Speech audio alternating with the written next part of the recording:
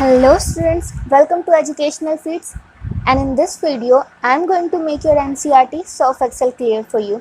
So just sit with some highlights and stick with the video till the end. तो ये हमारे class 10th का chapter number 2 है अम्ल, क्षारक एवं लवण। और ये जो अम्ल, क्षारक और लवण होते हैं ये बेसिकली स्वाद ही होते हैं। जैसे अम्ल हो गया खट्टा, क्षारक साबुनी के तरह का होता है, एकदम क्षारक सा, एवं लवण जो होता है वो होता है नमक। हम उसके लिए नमक को हम लवण भी कहते हैं। तो हम इन्हीं तीनों के बारे में इस चैप्टर 2 में पूरी डिटेल में पढ़ेंगे कि अम्ल क्या होते हैं, उनके गुणधर्म क्या होते हैं, क्षारक क्या होते हैं और उनके गुणधर्म क्या होते हैं, और लवण क्या होते हैं और उनके गुणधर्म क्या होते हैं। तो चलिए शुरू करते हैं।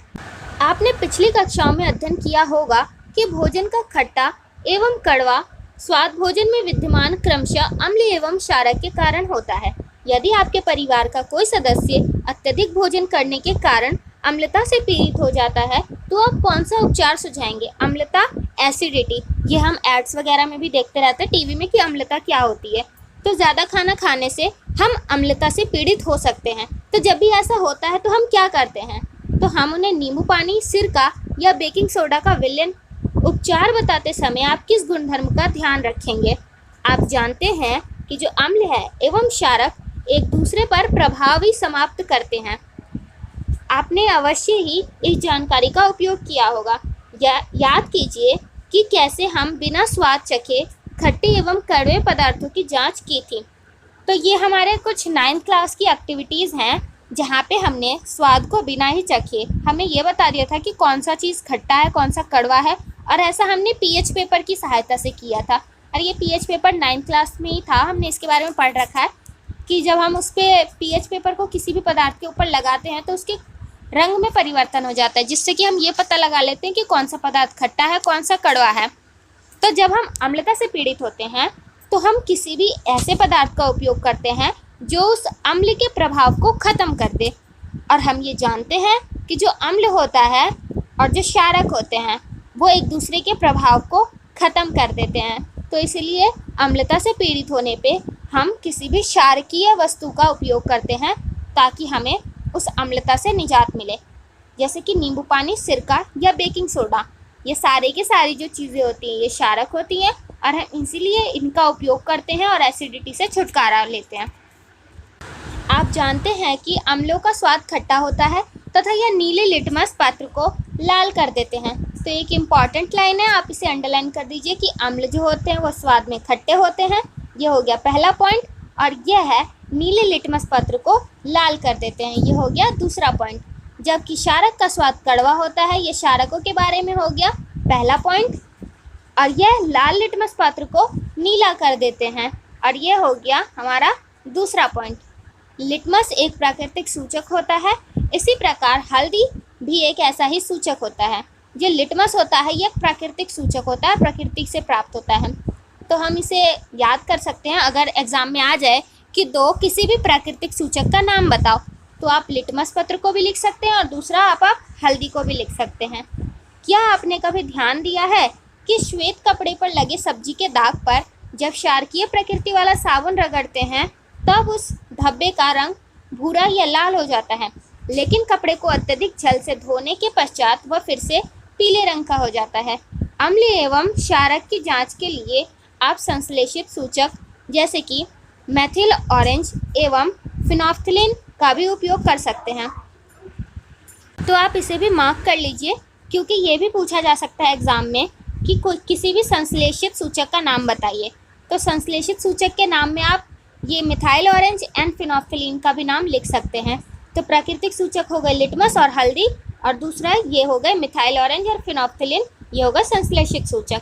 और ये हल्दी, ये हमें ये बताता है कि कोई भी चीज़ क्षारकीय है या फिर अम्लीय है। तो जैसा कि हम क्षारकीय पदार्थ को अगर हम उस हल्दी पे रगड़ते हैं तो वो रंग भूरे या लाल रंग का हो जाता है, जिससे कि हम ये पता लगाते हैं कि जो साबुन था वो क्षारकीय प्रकृति का था। इस अध्याय में हम अम्ल एवं क्षारक की अभिक्रियाओं के बारे में अध्ययन करेंगे। हमें जानकारी प्राप्त होगी कि अम्ल एवं क्षारक कैसे एक दूसरे को प्रभाव को समाप्त करते हैं। साथ ही दैनिक जीवन में पाई जाने वाली तथा उपयोग में आने वाली बहुत सी रोचक वस्तुओं के बारे में अध्ययन करेंगे। तो हम इस पूरे चैप्टर में अम्ल और क्षारक की अभिक्रियाओं के बारे में पढ़ेंगे, और वो जो अम्ल और क्षारक होते हैं वो एक दूसरे के प्रभाव को कैसे ख़त्म करते हैं हम ये देखेंगे, और इनका हमारे दैनिक जीवन में क्या क्या उपयोग है हम इसके बारे में भी पढ़ेंगे। लिटमस विलयन बैंगनी रंग का रंजक होता है जो थैलोफाइट समूह के लाइकेन पौधे से निकाला जाता है। ये लिटमस के बारे में कुछ इन्फॉर्मेशन है, इसे आप पूरा का पूरा अंडरलाइन भी कर लीजिए और याद भी कर लीजिएगा क्योंकि ये बहुत ज़्यादा इंपॉर्टेंट है। तो ये लिटमस के बारे में कि वो एक बैंगनी रंग का रंजक होता है, रंजक मतलब रंग, और ये थैलोफाइटा समूह के लाइकेन पौधे से प्राप्त होता है। प्रायः इसे सूचक की तरह उपयोग किया जाता है, और इसे एक सूचक यानी कि हमने पहले ही देखा था कि सूचक क्या होते हैं, जो अम्ल और क्षारक के बीच में हमें डिफरेंस बता सके वो सूचक कहलाते हैं। लिटमस विलयन जब ना तो अम्लीय होता है ना ही क्षारकीय, तब यह बैंगनी रंग का होता है। जब वह अगर अम्ल में ना डुबाया गया और ना क्षारक में डुबाया गया तो वो बैंगनी रंग का होता है। बहुत सारे प्राकृतिक पदार्थ जैसे कि लाल पत्ता गोभी, हल्दी, हाइड्रोजिनिया, पेटूनिया तथा जेरानियम जैसे कई फूलों की रंगीन पंखुड़ियाँ किसी विलयन के अम्ल एवं क्षारक की उपस्थिति को सूचित करती है। तो ये बहुत सारे एग्जाम्पल हैं जो कि है एक प्राकृतिक सूचक के एग्जाम्पल है। इन्हें अम्ल क्षारक सूचक या कभी कभी केवल सूचक भी कहते हैं। तो इन्हें ही अम्ल तथा क्षारक सूचक भी कहते हैं और सूचक भी कहते हैं। वैसे यहाँ पे थैलोफाइटा समूह, ये हमने 9th में पढ़ा था कि कुछ जो पौधे होते हैं उनके कुछ समूह होते हैं, जैसे थैलोफाइटा, ब्रायोफाइटा, टेरिडोफाइटा। ये हमने 3 समूहों के बारे में पढ़ा था 9th क्लास में। तो ये एक थैलोफाइटा समूह का है और ये एक लाइकेन पौधा, ये पौधे का नाम है लाइकेन, और इस पौधे से प्राप्त किया जाता है लिटमस पेपर। तो ये हमारे इस चैप्टर का पहला टॉपिक है, अम्ल एवं क्षारक के रासायनिक गुणधर्म को समझना। तो हम इस टॉपिक में अम्ल और क्षारक के रासायनिक गुणधर्मों को देखेंगे कि उनके गुणधर्म क्या क्या हैं। विज्ञान की प्रयोगशाला में हाइड्रोक्लोरिक अम्ल, सल्फ्यूरिक अम्ल, नाइट्रिक अम्ल, एसिटिक अम्ल, sodium hydroxide, calcium hydroxide, potassium hydroxide, magnesium hydroxide एवं अमोनियम हाइड्रोक्साइड के विलयनों को एकत्रित कीजिए। तो यहाँ पे मैं ऐसे ही बता दूँ कि जिस भी पदार्थ में अम्ल लगाया गया है बाद में, वो तो हम ऐसे सिंपली बता सकते हैं नाम से कि वो एक अम्ल है, और जिसमें ये रासायनिक सूत्रों में OH लगाया गया है, ये देख सकते हैं आप कि हाइड्रोक्साइड, ऑक्साइड, मतलब जिसमें कि हाइड्रोक्साइड या ऑक्साइड शब्द का उपयोग किया गया है, वो सारे के सारे क्षारक हैं। तो वैसे हम इनका उपयोग कर सकते हैं, सूचकों की भी सहायता से हम इसे पता लगा सकते हैं कि कौन अम्ल है और कौन क्षारक है। लेकिन अगर नाम से पता लगाना हो तो ये एक बहुत ही अच्छा ट्रिक है कि हम कैसे पता लगा सकते हैं कि कोई भी चीज़ अम्ल है या क्षारक है। अम्ल का पता हमें नाम से ही पता चल गया, जिसमें अम्ल लिखा होता है वो अम्ल हो गया, और जिसमें हाइड्रोक्साइड लिखा है वो क्षारक हो गए। रंग में परिवर्तन के द्वारा यह सूचक हमें बताते हैं कि कोई भी पदार्थ अम्लीय है या क्षारकीय। तो रंग में जब परिवर्तन होता है तभी जाके हमें ये पता लगता है कि कोई पदार्थ जो है वो अम्ल है या क्षारक है। ऐसे ही कुछ पदार्थ हैं जिनकी गंध अम्लीय या क्षारकीय माध्यम में भी बदल जाती है और इन्हें गंधीय सूचक कहते हैं। आइए इनमें से कुछ सूचकों की जांच करें। तो ये एक तीसरा सूचक है गंधीय सूचक। आपके परीक्षण के आधार पर वनीला, प्याज तथा लौंग के तेल में से कई गंधीय सूचक की तरह उपयोग किया जा सकता है। अम्ल एवं क्षारक के रासायनिक गुणधर्मों को समझने के लिए आइए कुछ और क्रियाकलाप करते हैं। तो अभी तक हमने 3 सूचकों के बारे में पढ़ लिया है। पहला था प्राकृतिक सूचक, दूसरा था संश्लेषित सूचक, तीसरा था गंधीय सूचक, और तीनों के ही एग्जाम्पल भी हमने देखे थे। पहले के एग्जाम्पल हमने देखे थे लिटमस और हल्दी, दूसरे के हमने देखे थे मिथाइल ब्लू ऑरेंज, और उसके बाद हमने देखा था फिनोफ्थलीन, और तीसरा यहाँ पे इसके एग्जाम्पल दिए गए हैं लौंग का तेल, प्याज और वेनिला। तो आप इसे मार्क कर लीजिए क्योंकि ये तीनों में से किसी के भी एग्जाम्पल ऐसे पूछे जा सकते हैं कि आप प्राकृतिक सूचक बताओ या कोई भी संश्लेषित सूचक का नाम बता दो, ऐसे करके एग्जाम में क्वेश्चन आते हैं। अब हम अपने अगले टॉपिक में देखेंगे अम्ल एवं क्षारक धातु के साथ कैसे अभिक्रिया करते हैं। धातु ये हम सभी जानते हैं, हमने 9th क्लास में पढ़ा है कि धातु क्या होते हैं और अधातु क्या होते हैं। तो अम्ल और क्षारक धातु के साथ कैसे अभिक्रिया करते हैं हम वो देखेंगे। तो ये एक अभिक्रिया करके बताई गई है, इसमें क्या है ये मैं एक बार बताती हूँ आपको। कि जैसे कि यहाँ पे हम देख सकते हैं कि सल्फ्यूरिक अम्ल को हमने एक परख नली के अंदर भर लिया है, और इस परख नली के अंदर हमने फिर कुछ जिंक के टुकड़े, जिंक धातु होती है और सल्फ्यूरिक अम्ल एक अम्ल होता है। तो हम अम्ल की जिंक के साथ यानी कि धातु के साथ अभिक्रिया करवा रहे हैं और हम देखते हैं कि अब हम इसमें क्या क्या निष्कर्ष निकालते हैं। तो पहली अभिक्रिया जो हमने ये पूरा सेटअप किया है, इसमें ये होता है कि जब हम सल्फ्यूरिक अम्ल में जिंक के टुकड़े डालते हैं तो ये कुछ हाइड्रोजन गैस के बुलबुले निकालते हैं और इन हाइड्रोजन गैस को हम एक पाइप के थ्रू साबुन के पानी से निकालते हुए जब हम बाहर निकालते हैं, साबुन के पानी से हमने इसलिए निकाला है ताकि इसके बुलबुले बाहर निकले। और जब ये बुलबुले निकलते हैं तो हमने इस बुलबुले के सामने जलती हुई मोमबत्ती रख दी है और जब हम इस मोमबत्ती को बुलबुले के पास ले जाते हैं तो ये बुलबुले फट जाते हैं और फटते के साथ ही इनमें से कुछ ध्वनि निकलती है जो कि एक पॉप ध्वनि होती है और इस ध्वनि से हम ये पता लगाते हैं कि कोई भी गैस कैसी है। तो पॉप ध्वनि से हम ये पता लगाते हैं कि कोई भी गैस हाइड्रोजन गैस है या नहीं है। तो हाइड्रोजन गैस इसमें से निकलती है क्योंकि ये जो थे वो हाइड्रोजन गैस के बुलबुले थे और इस पॉप ध्वनि से हम ये पता भी लगा लेते हैं कि ये जो बुलबुले थे ये हाइड्रोजन गैस के थे। ध्यान दीजिए कि ऊपर दी गई अभिक्रिया में धातु अम्ल से हाइड्रोजन परमाणुओं के हाइड्रोजन गैस के रूप में विस्थापित करती है और यौगिक बनाती है जिसे कि लवण कहते हैं। तो यहाँ पे हमने ये देखा कि जो अभिक्रिया ऊपर हुई उसमें हाइड्रोजन जो परमाणु थे वो हाइड्रोजन गैस में निकले और वहाँ पे उन्होंने कुछ बनाया जिसे कि लवण कहते हैं। अम्ल के साथ धातु की अभिक्रिया को इस प्रकार व्यक्त करते हैं, अम्ल प्लस धातु जो बना वो था लवण और हाइड्रोजन गैस। आपने जिन अभिक्रिया का प्रेक्षण किया है क्या आप उनका समीकरण लिख सकते हैं?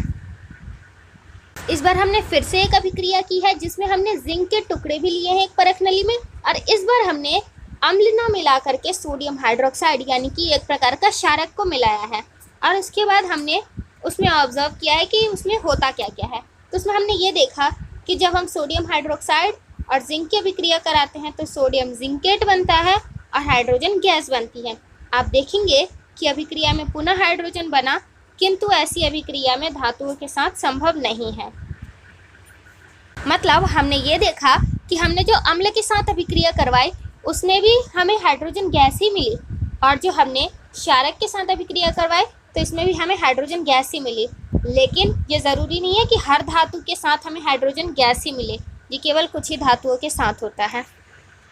अब हमारा अगला टॉपिक है वो है धातु कार्बोनेट तथा धातु हाइड्रोजन कार्बोनेट अम्ल के साथ कैसे अभिक्रिया करते हैं। ये धातु कार्बोनेट एक पदार्थ है, धातु हाइड्रोजन कार्बोनेट भी एक पदार्थ है और हम इन दोनों ही पदार्थों की अम्ल के साथ अभिक्रिया को देखेंगे। तो हमने यहाँ पर एक अभिक्रिया की है। इस अभिक्रिया में हमने एक परख नली ली है। उस परख नली के अंदर हमने तनुकृत हाइड्रोक्लोरिक अम्ल लिया है और उसमें सोडियम कार्बोनेट के कुछ टुकड़े डाले हैं और जब इस हाइड्रोक्लोरिक अम्ल की सोडियम कार्बोनेट के साथ अभिक्रिया होती है तो यहाँ पे कार्बन डाइऑक्साइड गैस निकलती है और इस गैस को जब हम एक नली के थ्रू कैल्शियम हाइड्रोक्साइड के विलयन में गुजरते हैं तो देखते हैं कि क्या होता है। उत्पादित कार्बन डाइऑक्साइड गैस को चूने के पानी से प्रवाहित करने पर जो चूने का पानी जो कैल्शियम हाइड्रोक्साइड था ना, उसी के पानी को हम यहाँ पे चूने का पानी कह रहे हैं। तो जब हम इस चूने के पानी से कार्बन डाइऑक्साइड को निष्कास करवाते हैं तो वहाँ पे हमें श्वेत अवक्षेप मतलब कि जो चीज़ पानी में ना घुल सके उसे अवक्षेप कहते हैं, हमें वो चीज़ मिलती है।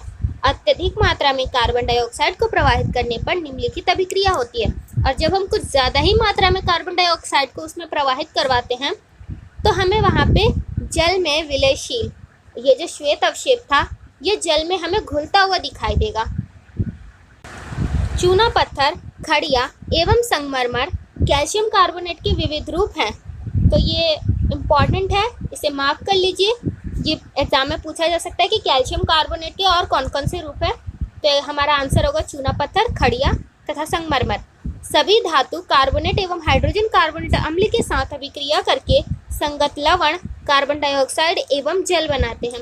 इस अभिक्रिया को इस प्रकार से व्यक्त कर सकते हैं जैसे धातु कार्बोनेट या धातु हाइड्रोजन कार्बोनेट अम्ल के साथ अभिक्रिया करके लवण बनाते हैं, कार्बन डाइऑक्साइड बनाते हैं और जल बनाते हैं। अब हमारा अगला टॉपिक है अम्ल एवं क्षारक परस्पर कैसे अभिक्रिया करते हैं। परस्पर मतलब आपस में साथ साथ कैसे अभिक्रिया करते हैं। तो यहाँ हमने एक अभिक्रिया की है, जिस अभिक्रिया में हमने सोडियम हाइड्रोक्साइड जो कि एक क्षारक है, हाइड्रोजनिक अम्ल लिया है, HCl लिया है जो कि एक तरीके का अम्ल है। हमने इन दोनों की अभिक्रिया करवाई है और इन दोनों की अभिक्रिया करवाने के बाद हमें क्या मिला है, सोडियम क्लोराइड मिला है और H2O यानी कि जल मिला है। तो सोडियम क्लोराइड ये हम सब जानते हैं कि ये एक लवण है। सोडियम क्लोराइड उपरोक्त क्रियाकलाप में हमने प्रेक्षण किया कि अम्ल द्वारा क्षारक को प्रेरित या प्रभावित तथा क्षारक द्वारा अम्ल को प्रभाव समाप्त हो जाता है। अभिक्रिया को इस प्रकार लिखते हैं।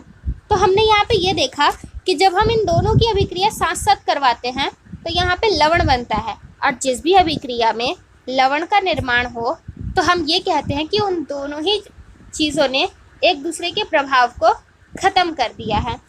तो अम्ल एवं क्षारक की अभिक्रिया के परिणाम स्वरूप लवण तथा जल प्राप्त होते हैं, और इस प्रकार की अभिक्रिया को उदासीनीकरण अभिक्रिया कहते हैं। तो इसे मार्क कर लीजिए क्योंकि ये बहुत ही ज़्यादा इम्पॉर्टेंट है कि उदासीनीकरण अभिक्रिया क्या होती है, और इसका एक एग्जाम्पल दीजिए। तो इसका एग्जाम्पल ये हो गया कि जब हम लवण जब हम अम्ल या क्षारक की आपस में अभिक्रिया करवाते हैं तो उसके परिणाम स्वरूप हमें लवण तथा जल मिलता है, जिसे कि हम कहते हैं कि ये एक उदासीनीकरण अभिक्रिया है।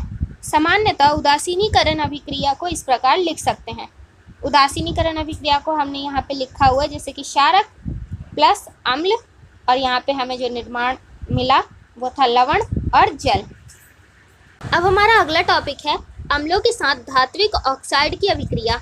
हमने ऊपर अभी अम्लों के साथ धातुओं की अभिक्रिया देखी थी, लेकिन अब हम धात्विक ऑक्साइड। अब आप सोचेंगे कि धात्विक ऑक्साइड क्या होते हैं और धातु क्या होते हैं। तो धातु तो सिंपली धातु होते हैं जो चमकदार होते हैं, जिनकी प्रॉपर्टी हमने पढ़ चुकी है 9th क्लास में ही।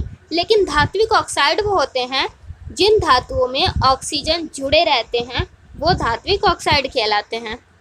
तो हमने ऊपर एक अभिक्रिया की है जिसमें हमने एक परख नली के अंदर कॉपर ऑक्साइड लिया था और उसके अंदर हमने धीरे धीरे करके हाइड्रोक्लोरिक अम्ल मिलाया था और हमने उसका रंग देखा था। तो हम ये देखेंगे कि विलयन का रंग धीरे धीरे नील हरित हो जाएगा। नील हरित मतलब नीला और हल्का हल्का हरा इस कलर में हो जाएगा, एवं कॉपर ऑक्साइड घुल जाता है। विलयन का नील हरित रंग अभिक्रिया में कॉपर क्लोराइड के बनने के कारण होता है। धातु ऑक्साइड एवं अम्ल के बीच होने वाली सामान्यतः अभिक्रियाएं इस प्रकार लिख सकते हैं। हम अभिक्रियाओं को इस तरीके से लिख सकते हैं जैसे कि धातु ऑक्साइड, अम्ल, लवण तथा जल। तो हम यहाँ पे देखेंगे कि ये भी एक प्रकार की उदासीनीकरण अभिक्रिया ही है, क्योंकि इसमें भी लवण और जल बन रहा है। अब उपरोक्त अभिक्रिया के लिए समीकरण लिखकर उसे संतुलित कीजिए। तो यहाँ पे अभी हमने जो ऊपर एक अभिक्रिया देखी जिसके अंदर हमने ये कॉपर ऑक्साइड और उसके पास हमने हाइड्रोक्लोरिक अम्ल के रिएक्ट करवाया और उसके बाद हमने उसके रंग को देखा, उसे हमें लिखना है और उसके बाद उसे संतुलित करना है।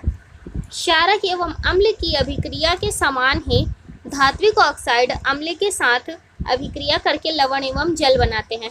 तो अभी तो हमने अम्ल का देखा, लेकिन अगर हम क्षारक लें तो क्षारक भी धातु ऑक्साइड के साथ अभिक्रिया करके लवण और जल ही बनाते हैं। अतः धात्विक ऑक्साइड को क्षारकीय ऑक्साइड भी कहते हैं। तो ये इम्पॉर्टेंट है कि धात्विक ऑक्साइड को ही क्षारकीय ऑक्साइड भी कहते हैं। और अब हमारा अगला टॉपिक जो कि है क्षारक के साथ धात्विक अधात्विक ऑक्साइड की अभिक्रिया। तो अधातु और अधात्विक ऑक्साइड क्या होते हैं, तो ये मैं बताती हूँ कि अधातु जो होते हैं वो होते हैं जो कम चमकीले होते हैं, जो भंगुर होते हैं, वो अधातु होते हैं। लेकिन अधात्विक ऑक्साइड जिनके अंदर ऑक्सीजन जुड़े रहते हैं वो अधात्विक ऑक्साइड कहलाते हैं।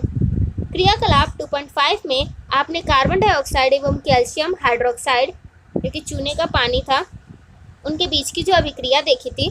कैल्शियम हाइड्रोक्साइड जो कि एक क्षारक है कार्बन डाइऑक्साइड के साथ अभिक्रिया करके लवण एवं जल का निर्माण करता है।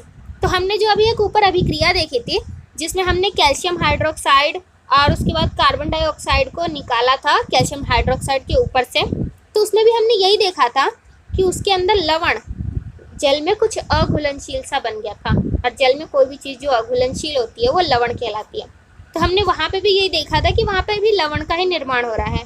चूँकि यह क्षारक एवं अम्ल के बीच होने वाली अभिक्रिया के समान है, अतः हम यह निष्कर्ष निकाल सकते हैं कि अधात्विक ऑक्साइड अम्लीय प्रकृति के होते हैं। तो इससे हम ये निष्कर्ष निकाल सकते हैं कि जो अधात्विक ऑक्साइड होते हैं वो अम्लीय होते हैं। तो अम्लीय है ये ऐसा हमने कैसे कह दिया? तो इसलिए क्योंकि यहाँ पे भी लवण और जल बन रहा है, और लवण और जल तभी बनते हैं जब दोनों ही पदार्थ जिनके बीच अभिक्रिया हुई है वो एक दूसरे के प्रभाव को खत्म कर दें, और क्षारक के प्रभाव को केवल अम्ल ही खत्म करता है। तो इसलिए हमने ये पता लगा लिया कि वो जो पदार्थ था वो अम्लीय प्रकृति का था।